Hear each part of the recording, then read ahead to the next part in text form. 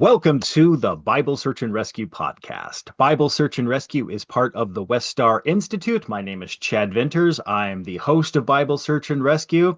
And today, I always say we have an amazing guest because we typically just have amazing guests. But today, we have an amazing guest. Today, we're going to be talking with Dr. Melissa Harl Sellew, who is a professor emerita at the University of Minnesota. Uh, Melissa has got a ton of publications. You can check out her work on academia.edu, but she has written extensively. We could spend the next 15 minutes going through these publications. But I want to jump in because I have asked Melissa to come back today. She was one of the very first interviews we had when Bible Search and Rescue launched. And for those of you who don't know, Bible Search and Rescue originally began just as audio on our website. And of course, we have expanded to YouTube since then. But I brought Melissa on to continue our series on the wisdom of Jesus by talking about the Gospel of Thomas. And so, Melissa, first of all, thank you so much for taking the time to be here with us this morning. Well, Chad, I'm so glad to be involved. Thank you. I appreciate the chance to share my thoughts. Absolutely. And so I want to start because, as with anybody who now works with West Star really went onto the map because of the Jesus Seminar. That was what made West Star, and I think maybe in some regards West Star kind of became West Star because of the Jesus Seminar. And it so happens you were one of the OG scholars from the Jesus Seminar. And so I just want to go back because the Jesus Seminar was just a shade over 40 years ago is whenever that initial work, so pivotal, so monumental, irked so many people. Tell us a little bit about how you got involved with the Jesus Seminar before we get into talking about the Gospel of Thomas. Yeah, I'd love to. Thank you for the question. So I did my graduate work at Harvard Divinity School, and 1985, 1986, I finished a dissertation on gospel traditions. I was especially interested in overlaps between Mark's story and the Q material. And that was kind of a thing at the time, oral tradition, written sources, those kinds of questions. And out of the blue, I got a letter from Robert W. Funk inviting me to join as a fellow of the Jesus Seminar. And I'd heard of them, of course. And two of my teachers at Harvard, Helmut Kester, my advisor, and Amos Wilder, a retired professor, were kind of associated with it. And I thought of it as a Hmm. place for really big names and famous interpreters. John Dominic Crossan was the co-chair at the time. Yeah. And so I was thrilled. And I would never forget my first meeting, which I think was in 1986 at the University of Notre Dame, Hmm. which is interesting because from a later perspective, being housed these heretics and these questioners of the authenticity of Jesus' sayings, being hosted by one of the centerpieces of Catholic education.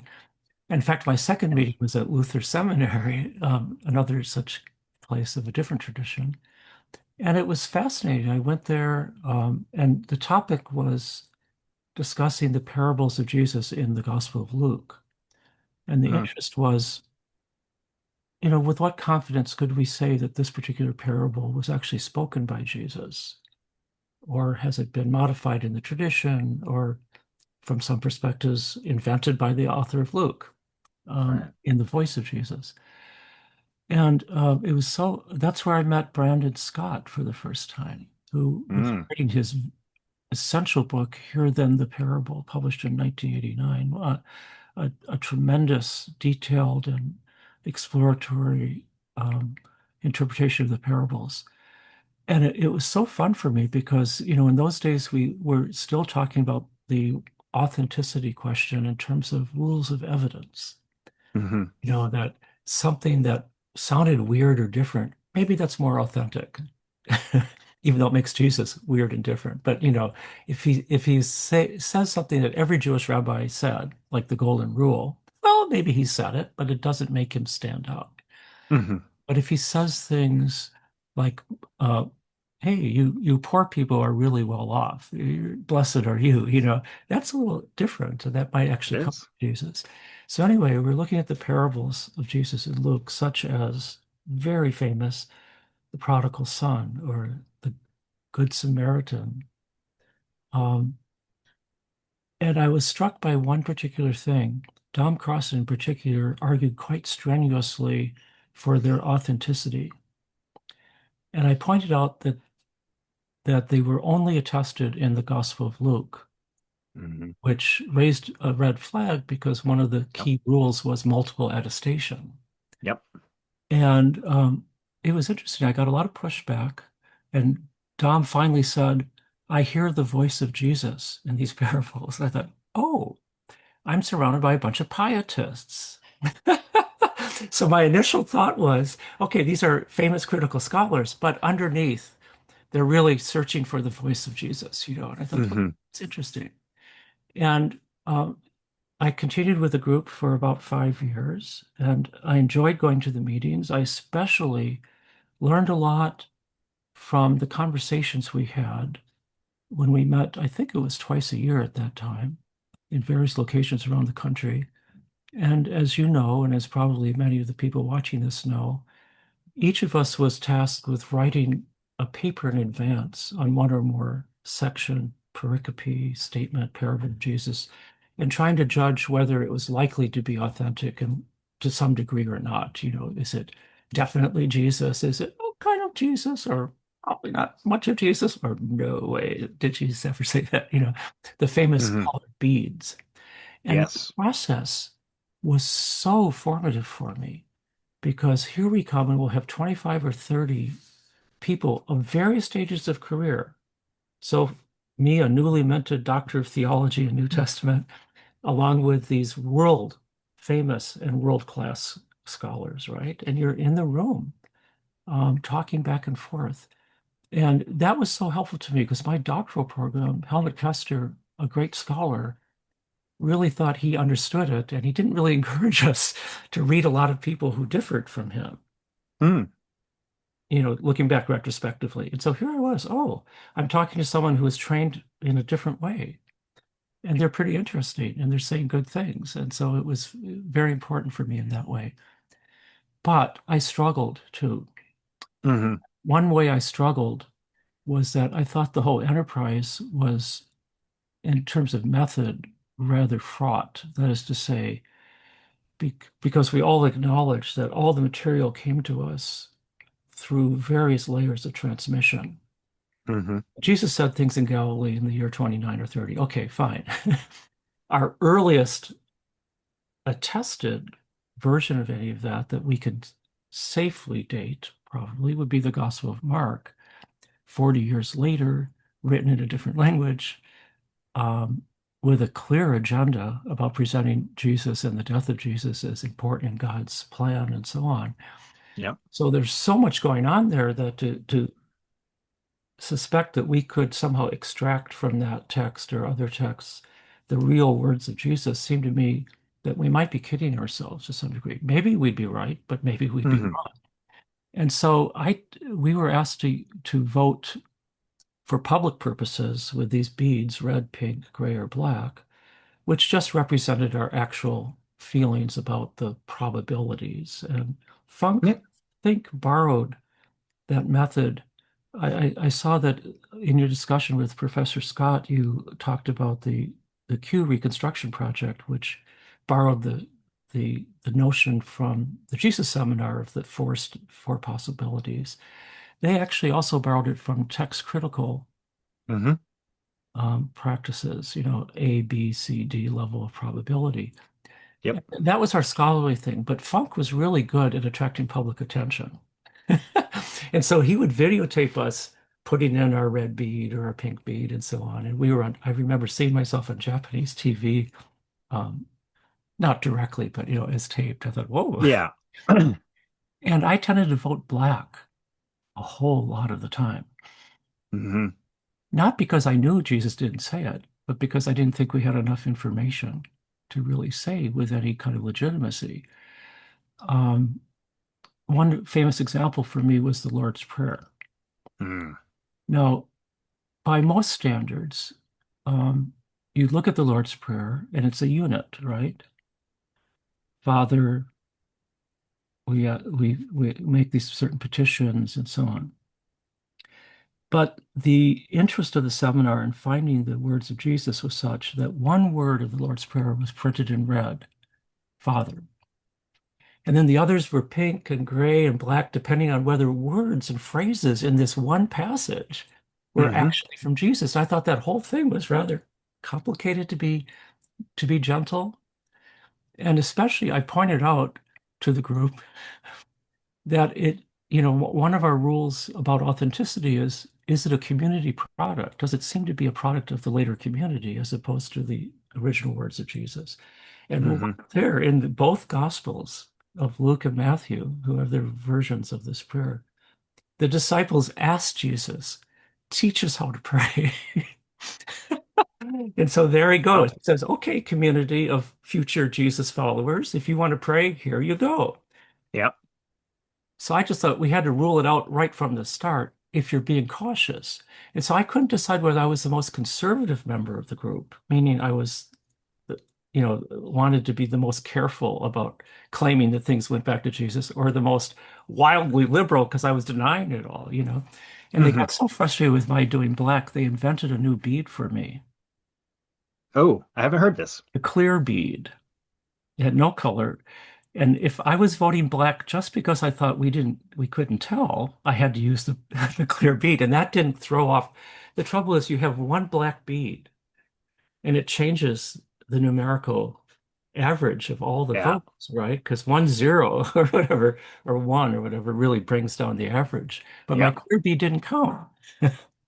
And that's why I decided, I'm probably not the right person for this group. Ah, okay. Um, Hmm. I still stayed involved with the Jesus Seminar.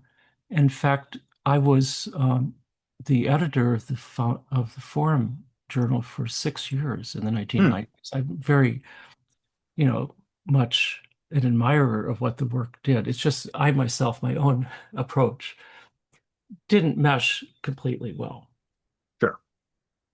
I love it. And as a fun aside on that, I have interviewed, not necessarily for the podcast, but just for, posterity's sake, several members of the Jesus Seminar about the seminar, which one day I would like to do with, I'd like to, interview you as well, get more of that story. But that is the first time I've heard the clear bead story. Uh, I don't think it was publicized. It was Yeah.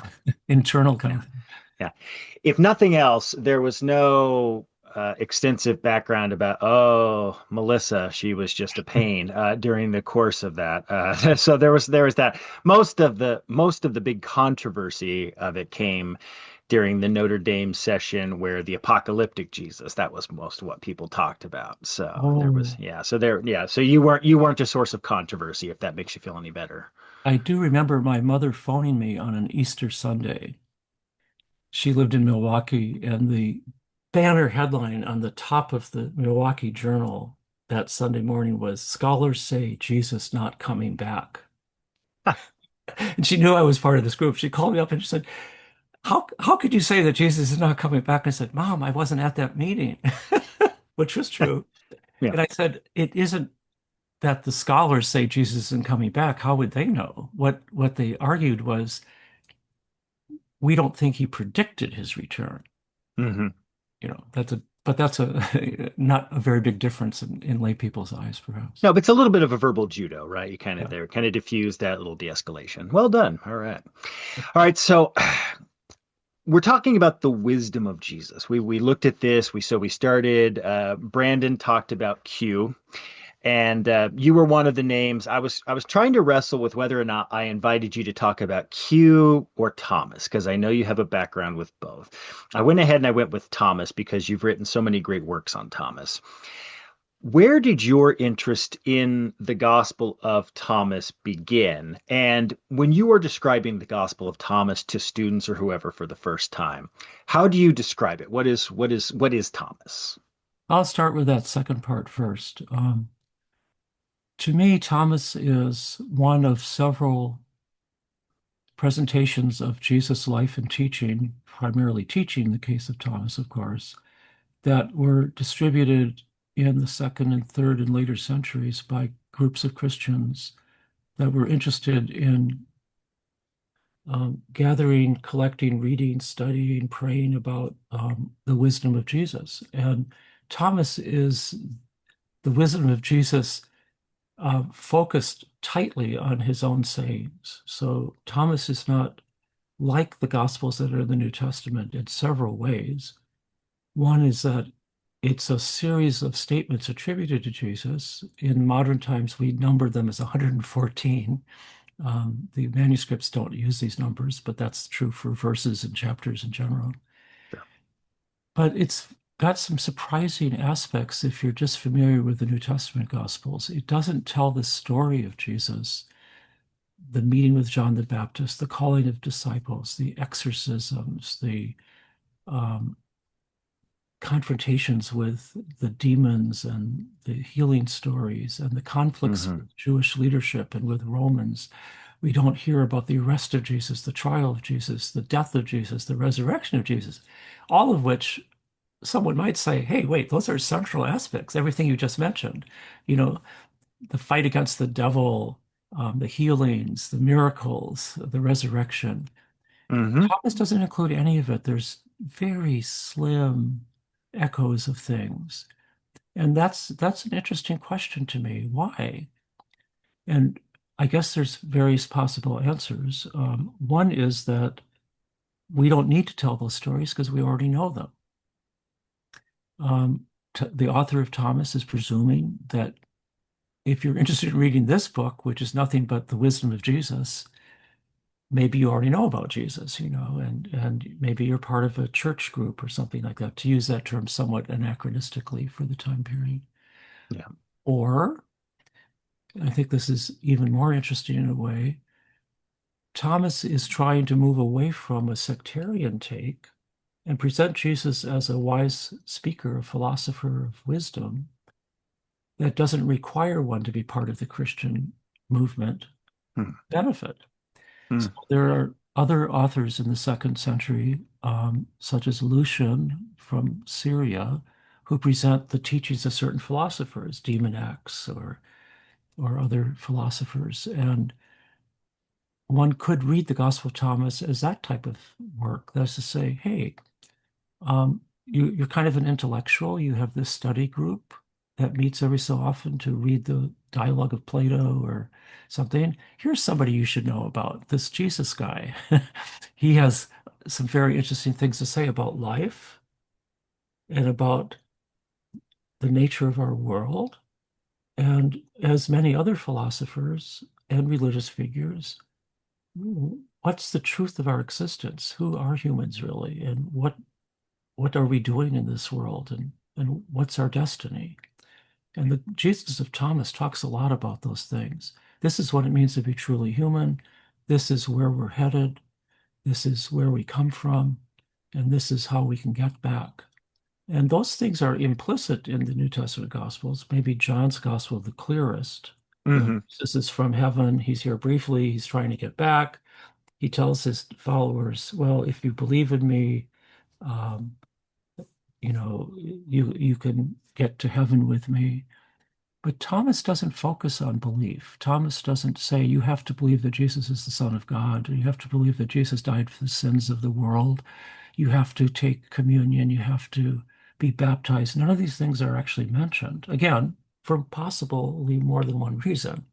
Either Sure. because we assume that you've already been baptized as a Christian if you want to read another 114 things that Jesus said, Hmm. and or as a marketing device, maybe the author says, well, this will work. You can imagine the publicist at the publisher saying, well, I could sell this in Bible study groups for your advanced people, the people who have passed the early stages and they want to really dig in now to what Jesus is really up to, as a speaker. Hmm. And, it actually might be attractive to people who aren't Christians at all and don't want to hear about the resurrection and miracle stories. They just want to get down to what was Jesus talking about. Hmm. And so I can't tell you which of those is right. A lot of scholars want to, they want to say, oh, yes, this is a derivative gospel that, although it has at least half of its statements attributed to Jesus are also attributed to Jesus in the Synoptic Gospels, Hmm. somehow doesn't count, shouldn't be part of our repertoire for what Jesus did, because the church didn't accept it. I mean, they don't usually say that last part. They Yeah. say, well, Matthew, Mark, and Luke, that's the real stuff, and maybe John too. And Thomas, it's a second century thing. It's kind of mystical. Um, we shouldn't use it. And one of the great virtues of the Jesus Seminar was taking Thomas seriously. Hmm. And at every stage, if something attributed to Jesus is in Thomas, it was considered as important a witness as anything in Matthew, Mark, or Luke, or John. And that was an important step. Up to that point, even fairly conservative theologians had extracted a few statements from Thomas as being, oh, Jesus could have said that. So there's three parables in Thomas that Jesus doesn't speak in the New Testament Gospels, Hmm. but they sound like Jesus to people. That sounds like what Tom would say, right? That sounds like Right. Jesus to me. And so you had people like Joachim Jeremias and C.H. Dodd and these pillars of kind of careful, conservative, the small c scholars who were very strong believers in Christianity and theologians in that sense. But they said, well, Thomas has preserved a couple actual statements of Jesus here. Hmm. So that was important. So that's what I would say about Thomas. It's worth reading if you're interested in a deeper exploration of how we've come to be as human beings, how we exist in this world, and where we might be headed. Now, my own interest in it, I'll try not to tell you the whole story, but I have to say I was a freshman in college, Macalester College, Okay. St. Paul. And Okay. one of my professors was a man named Lloyd Gaston, who later became well known for his works on Paul and the Hmm. Jewish setting of Paul.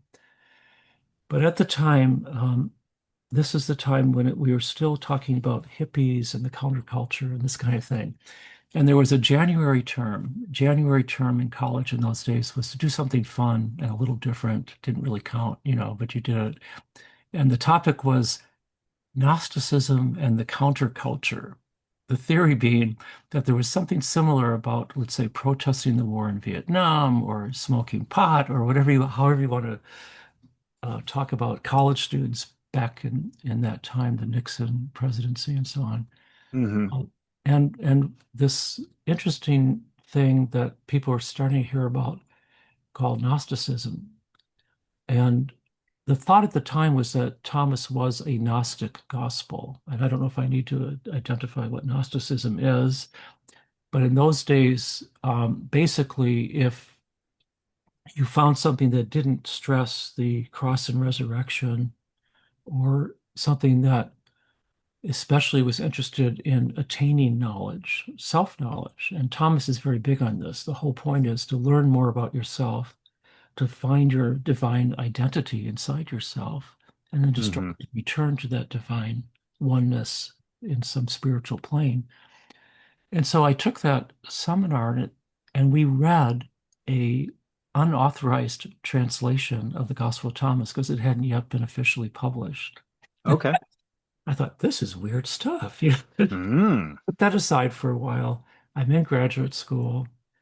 I'm doing gospel studies, and my teacher and a couple of the other professors at Harvard were very interested in the Gospel of Thomas.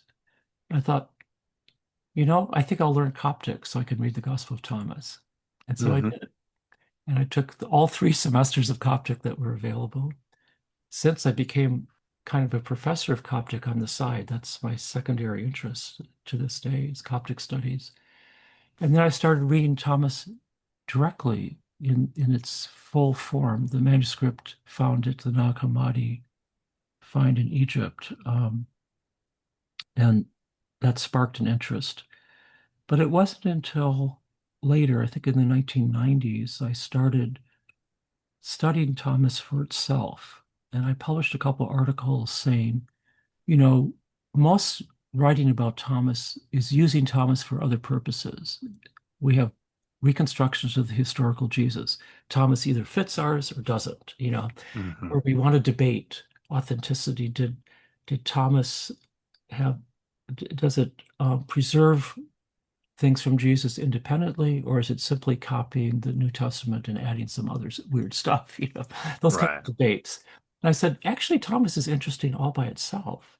And It maybe we is. should just start paying attention to what it's trying to do. And that's what I started doing in the 90s and off and on since. Most recently, and this is something that I'm happy to talk about, back, I think in 2018, I was invited to give a presentation at the National SBL meeting, the annual SBL Society of Biblical Literature meeting, for a group that I'd never spoken to called Gender Sexuality in the Bible. Hmm. And they said, we want to do a session on transgender interpretation, trans hermeneutics, they called it. And they knew me as an out transgender person. And Hmm. especially 10 years ago, I was one of the few out transgender Yeah. New Testament scholars, certainly of my stage of career. Yeah. And I thought, oh, I'm living as a trans person, but I've never adopted a trans-informed hermeneutic or perspective on interpreting the texts, not in any obvious or deliberate way. Right. And I thought immediately, well, the Gospel of Thomas offers such a load of material because there's a lot of talk there about the interior self as contrasted with the exterior self. Now, for a trans Hmm. person, this is virtually the way you define us. That is to say, there's some contrast, conflict, discrepancy between how we understand ourselves inside, our who makes us us, our Hmm. soul or spirit, if you want to be theological about it, and how our bodies present ourselves to the world. Yeah. So I was used to, at that time, having lived in the world in a masculine format or packaging, as I call it at times, including everything about my body.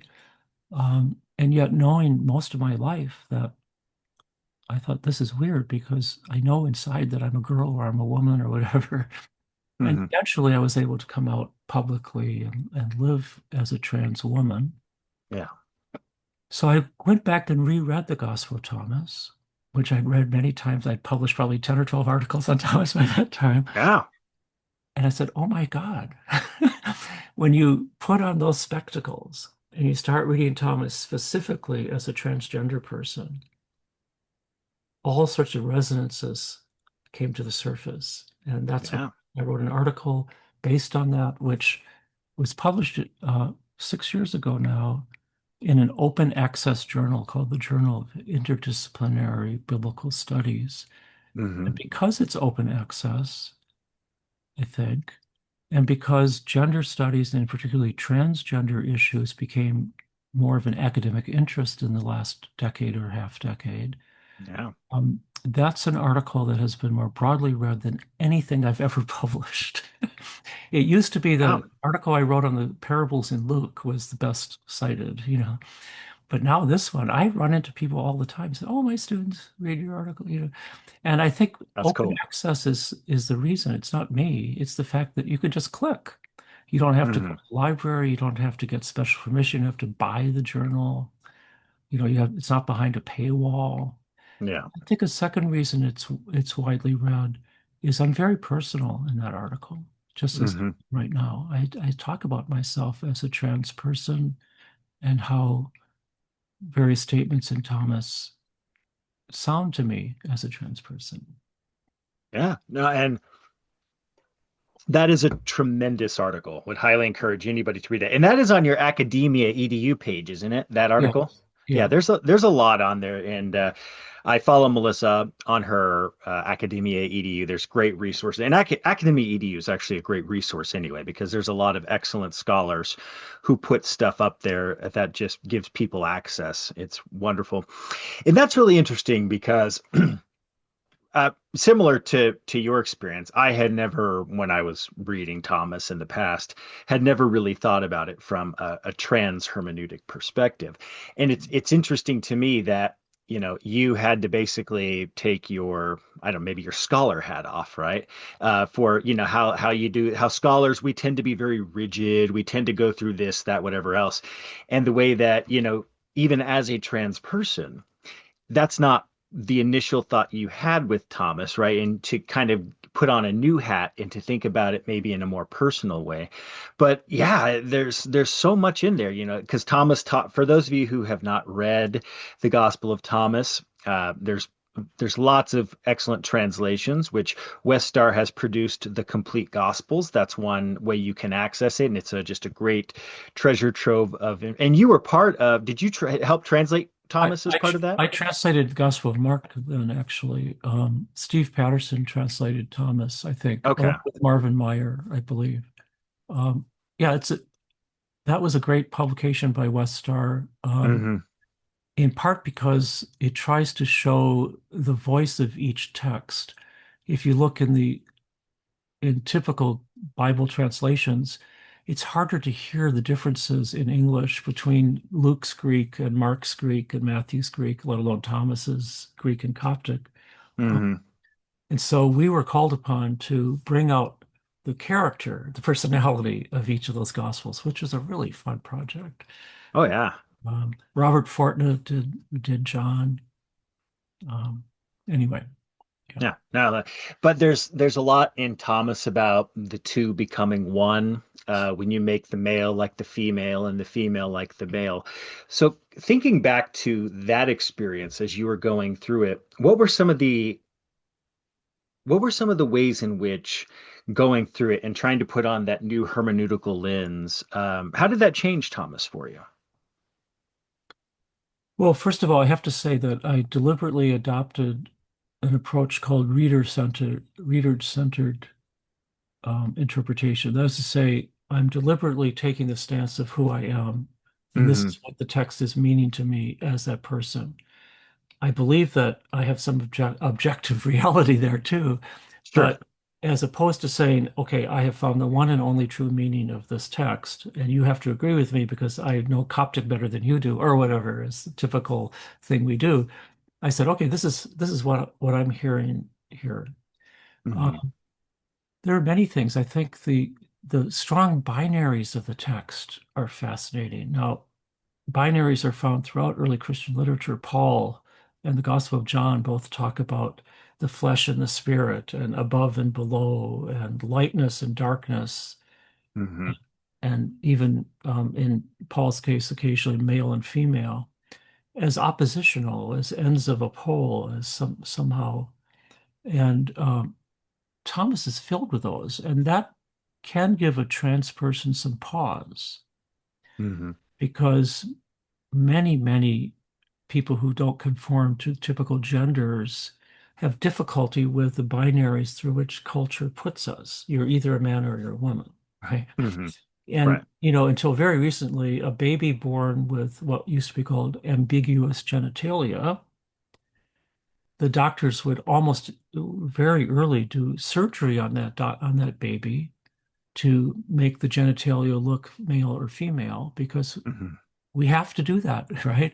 You have Right. to be a boy or a girl. You can't write intersex on the birth certificate or something. Um, so those binaries at one level disturb me, like, is the world really that literally black and white? Hmm. But I think actually it's more interesting than that. I think the presentation of binaries is itself argumentative in the sense that you've already mentioned the stress on unity, the stress on singleness. Hmm. So Thomas believes that our reality, our divine reality, is as a very unified, single individual who embodies the divine spirit. The Hmm. embodiment can itself express binaries, right? So when our spirit is enfleshed, like when the word became flesh, Jesus became flesh as a Jewish male, right? Hmm. But most people who have any theological sophistication don't think the pre-incarnated Jesus was a Jesus male, was a Jewish male. The Word of God was something else, right? The Word of God was Right. an aspect of God or whatever. Um, and so Thomas has that notion that we have this origin from divinity, but we've somehow gotten trapped in the material world. And as part of that world, we have bodies, and as having bodies, we have gender, because most of the time our bodies express gender, maleness or femaleness. And more recently, we accept that some bodies are non-binary. People, Hmm. you could say androgynous, or they simply don't feel male or female. I don't know, I don't feel gendered. So Thomas uses the binaries to point out how the world is experienced, right? Above and below, lightness and darkness, this kind of stuff. But with the ultimate aim, in my interpretation, of attaining our original unity that's apart from gender and from all division like that. Uh, Hmm. Now, whether my own spirituality will fit that model is a whole other question. But this is what I see going on in Thomas. Sure. This is what I find so appealing, both as, and I guess I understand your idea of the hat being a New Testament scholar, the hat being a transgender person. For me, I just turn the hat around. It's the same hat, Okay. the same person, you know. But you're Yeah. right. I mean, I'm explicitly doing one thing as opposed to something else. But actually, I believe that my transgender reading of Thomas has very much enriched my scholarly understanding of the text, you know. Yeah. Um, Well, and I would have to agree because having read much of your work, I mean, I can't see how this would not be right because they're so good. The articles are so very good. oh, thank you. Yeah, that's, and I mean, and this is one of the reasons why I wanted to talk to you about Thomas was because you have such a wonderful and dynamic understanding of it. And for many people, over the years when I've taught, whether it was in church settings or beyond, a lot of folks struggle with Thomas because they are more accustomed, especially to a framework where Jesus walks around, he performs miracles, he says some things that are familiar with them, but it's all getting eventually to the death and resurrection, right? That's ultimately what it is. It's all building up to the big climax, and then you get to Thomas, and like you said, no death and resurrection. Yeah, but that word about difficulty or puzzlement is central to the meaning of the text and its Yeah. purpose. As you know, at the very beginning, these are the hidden words of Jesus, the living one, Hmm. and Judas Didymus Thomas wrote them down, inscribed them. Whoever finds the meaning of these words will not taste death. Yeah. Now, that's quite a statement. Can you imagine on the back, the blurb on the back of your book? If you can figure this book out, you'll never die. You'll have eternal. That's right. Whoa. And of course, there's another side of that. Like, what if you can't figure it out? You're struggling here. So the the book is set up in such a way as to require puzzling. It encourages questioning. It expects you to stop for a second and say, wait, what? Um, and that's one reason I think it fits very nicely in the scenario of a study group. Hmm. I think Thomas, and I'm writing an article about this right now, would make a lot of sense for a group of more advanced believers in Jesus, or at least people interested in these kind of wisdom teachings, to sit down and read together and try to puzzle out together. Uh, Hmm. and one device for that in Thomas is to have Jesus tell parables. And a dozen of the parables he tells in Thomas are found in Matthew, Mark, or Luke, and sometimes in all three, like the tenants in the vineyard or the Yeah. sower who goes out and spreads the seeds. Um, Whereas in Mark, Matthew, and Luke, we have Jesus or the storyteller, the narrator of the gospel, explain the meaning of the parables. Hmm. So, very famously, Mark chapter 4, Jesus says, the sower went out to spread seed, and some seed fell here on the path, and some fell among the thorns and the birds ate this and the sun scorched that. And it seems pretty obvious, honestly. I'm not a farmer, but I've grown plants, and yeah, Hmm. if you throw the seeds, in the middle of the road or something like that, maybe it's not going to work. You should prepare the ground first. Yeah. Nonetheless, Mark treats it like this really mysterious, puzzling thing, to the extent that he has Jesus huddle up with his disciples in the house, and they say, "What did that mean, teacher? What did that mean?" And Jesus provides a point-by-point allegorical interpretation of the extra thing. Hmm. So that's a way of both domesticating the parable, meaning this is okay, Jesus himself has told you what it means, so don't go off on your flights of fancy in some other way. Jesus has told us what it means, and Hmm. it's elevated that speech to something revelatory somehow, right? That it's not a simple parable that anybody could have made up, a little short story, Aesop's fable. It now has this deep ecclesial and theological meaning, and in fact, Mark uses that parable to explain the difficulties of early Christians, that a lot of people fall away. They're like the seed that fell among the thorns, or the seed that got eaten by a bird, and only some seed actually grew and flourished, and that's you, because you're here Hmm. listening to me. Luke does this too, but he does it in a very interesting way. Luke's gospel, which I take to be from the early to mid second century for various reasons we could talk about, Hmm. likes to present Jesus' stories as examples of good moral behavior. Hmm. So the Good Samaritan is a very famous example. Yeah. So the setup is, you know, the person who asks Jesus for what's the most important commandments and this kind of thing. And Jesus says, love God and love your neighbor as yourself. And the guy tries to wiggle out of it by saying, yeah, but who's my neighbor really? Right. And then he says, well, there was a man traveling down from Jerusalem to Jericho, and he fell among robbers, and blah, blah, blah, blah, blah. And that parable can be extracted. And Dom Crossan and Robert Funk were two of the experts who showed what that parable could mean without Luke's framing. Sure. Because after the parable's over, Jesus says, okay, guys, which person turned out to be the neighbor here, the good neighbor, Well, the man who did this. But without that, you don't put yourself, see, Luke makes you think of yourself as the Good Samaritan, Hmm. person who comes forward and helps people in need, even if it's someone you don't like or whatever. And there are Good Samaritan societies all over America today. Yep. And that's what Luke wants you to think it means.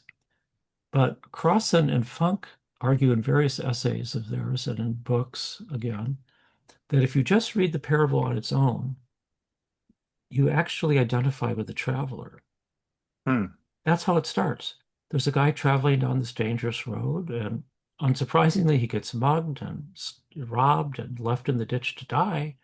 And you're lying there, barely alert, and you see people passing by, and you hope that one of them help you, but they don't. And then someone comes along, oh my God, it's one of those people. Hmm. And you know they're not going to help you, but you have to accept their help.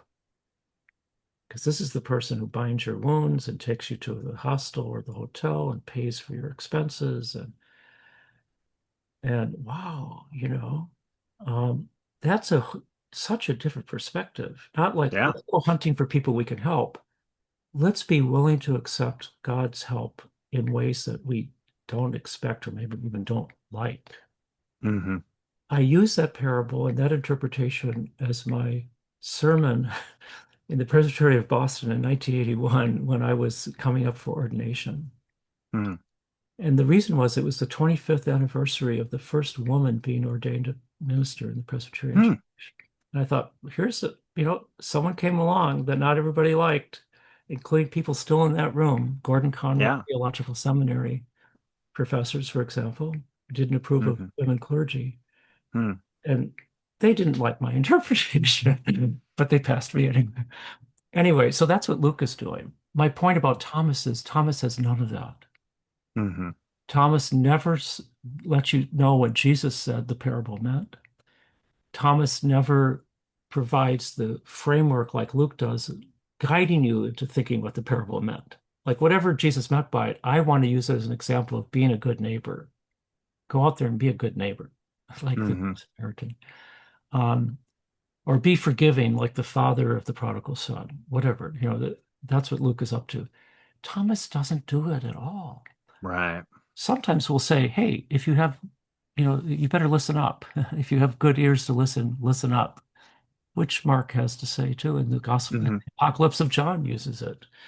Um, so that's what I mean, that there's signals in the text itself that the point isn't really to spell it all out for you. The point is to make you think Yeah. and to ponder. And I think that's why a discussion group would be great because, if you're pondering it by yourself, you might end up stuck somewhere. But if you have a smart person across the table who can say, when I read that, I thought this. And that's how I like to imagine Thomas being read in the second century.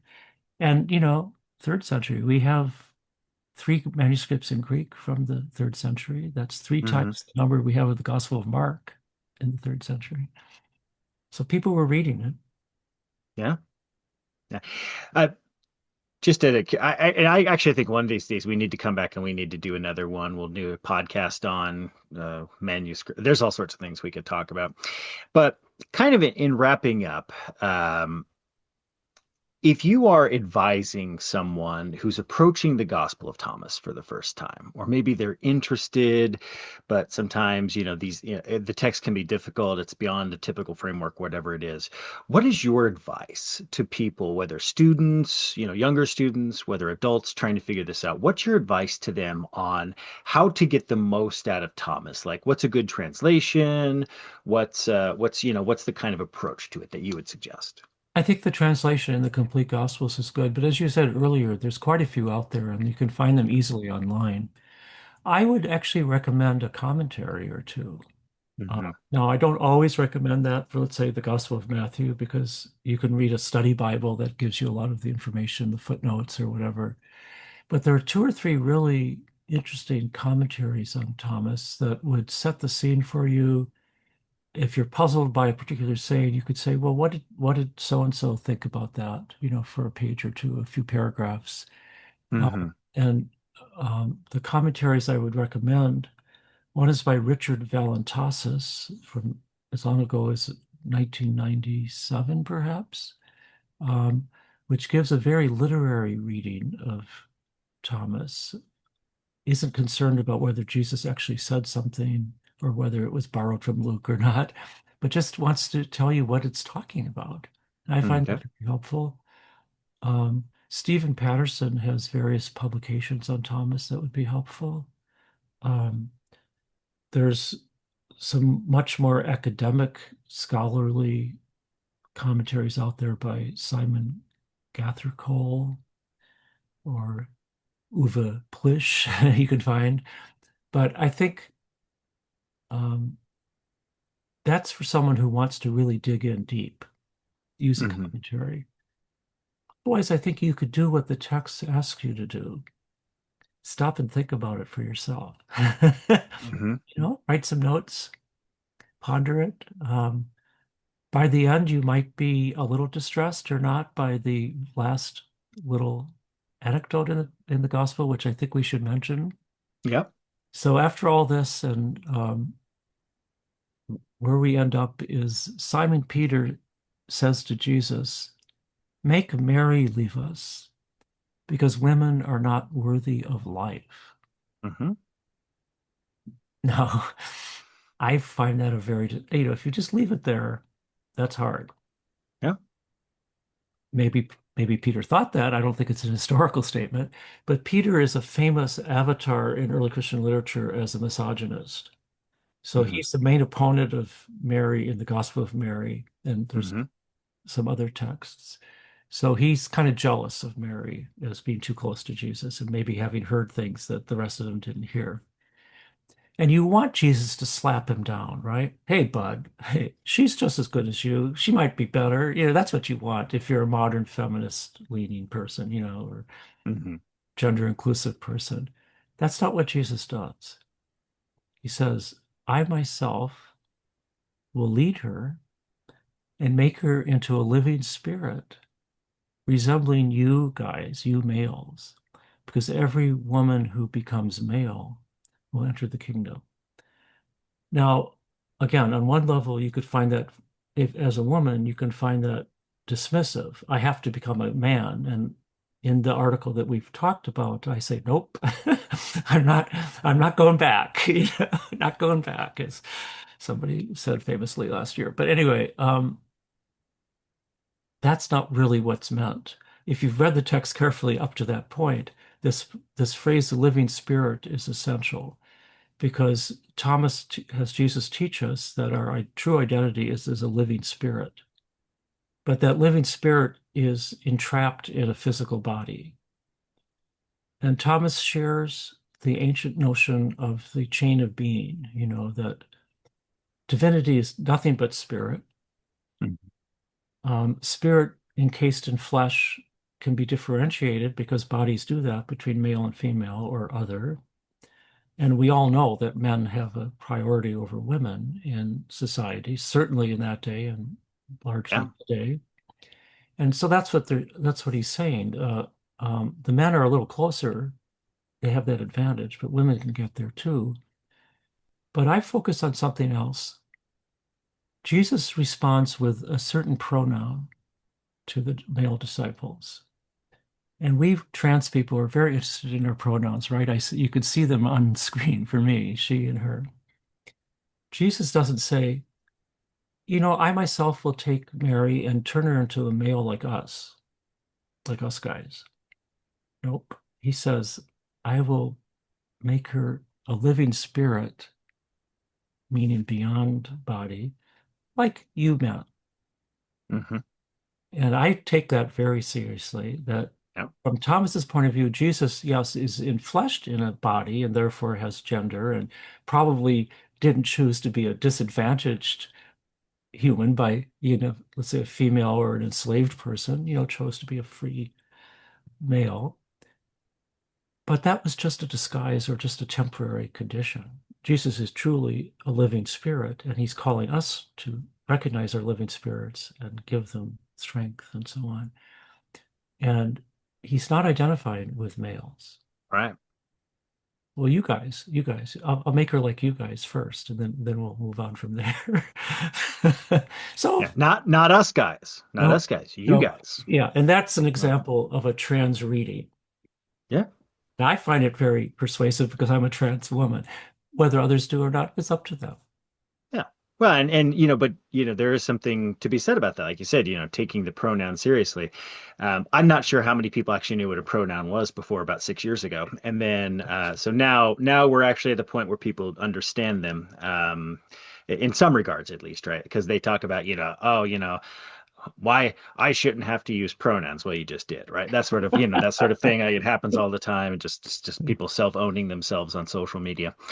Uh, awesome. Thank you so much for your time. I would love to have you back soon because there's so much we could discuss. But this is central to what we like to do with Bible Search and Rescue. Bible Search and Rescue is meant to bring scholarly voices out for everyone, right? And, which is just the mission of Westar. Westar was never about doing scholarship for other scholars. Westar has always been about trying to utilize scholarly voices who want to speak to the public, who want to share, and that's why having scholars like yourself who are so good at bringing out remarkably important points in such precise and accessible language makes a huge difference. So thank you so much. Well, thank you, Chad. It's quite an honor to be part of this series. Yeah, no, and like I said, we will have you back as soon as I can get you on. I've got all sorts of things I'm wrestling with for the next episode. But one more question before we go. You have a new book out, don't you? Yes, I'm a co-editor of a book called Trans Biblical. Um, uh, do you read that is that reversed in the picture or No, can I you? can see it. It comes across correctly. Yeah. Yeah, so this is a book published by Westminster John Knox a year ago, but still available, co-edited with Jay Marshall and Katie Valentine, which applies transgender readings to parts of the Hebrew Bible and the New Testament, and includes an article of mine called Considering the Body with the Gospel of Thomas, Oh, kind of a follow-up to the one that we've talked about. yeah. And it's meant to be largely read by advanced students or graduate students or scholars, but there are chapters that are accessible to anyone. Um, and one, for example, on the Good Samaritan, written by a trans man who tries to reconfigure the story as a man who's mugged in a modern city, and it's a black trans woman who comes to Mm. help. And, just to make it somewhat up to date. Like, Ah, I don't know if I could tell you that you're a Samaritan or not, but I can tell if you're a black trans woman. yeah. Oh, I Often, love that. I like often, that. Yeah. we're pretty visible, um, whatever our race. Yeah. Awesome. Okay, yeah. So it's something to check. That's on Amazon.